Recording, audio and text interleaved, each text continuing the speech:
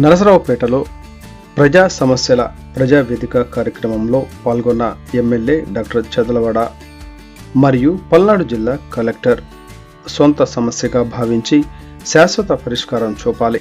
MLA Chadalavada పీజీఆర్ఎస్కు 410 వినతులు. అర్జీల పరిష్కారంలో నిర్లక్ష్యం వహిస్తే ఉపేక్షించేది లేదు. జిల్లా కలెక్టర్ పి అరుణబాబు నరసరావుపేట పట్టణంలో భువనచంద్ర హాల్ నందు ప్రజా సమస్యల పరిష్కార ప్రజావేదిక కార్యక్రమం నిర్వహించారు. ఈ కార్యక్రమంలో నరసరావుపేట నియోజకవర్గ శాసనసభ్యులు డాక్టర్ చదలవాడ అరవింద్ బాబు, పల్నాడు జిల్లా collector P Arunababu, joint collector Suraj Ganore పాల్గొని ప్రజల వద్ద నుండి వినతులను అందుకున్నారు.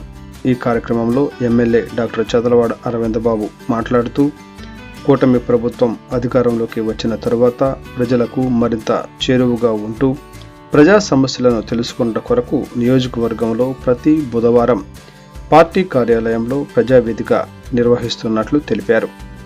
రాష్ట్ర ప్రభుత్వం ఆదేశానుసారం ప్రతి సోమవారం కలెక్టర్ కార్యాలయంలో జరిగే ప్రజావేదిక కార్యక్రమం నియోజకవర్గ పరిధిలో చేపట్టినట్లు తెలిపారు. ఈ కార్యక్రమంలో ప్రజలు సమస్యలను స్వయంగా అధికారులకు తెలిపి వాటి పరిష్కారం త్వరగా అయ్యేలా చర్యలు చేపట్టడం ఆనందదాయకమన్నారు. ఇంటి స్థలాలు, పెన్షన్ వంటి వినతులు ఎక్కువగా వస్తున్నాయి. వాటిని అధికారుల దృష్టికి తీసుకువెళ్లి త్వరగా పరిష్కారం అయ్యే విధంగా కృషి చేస్తున్నట్లు తెలిపారు.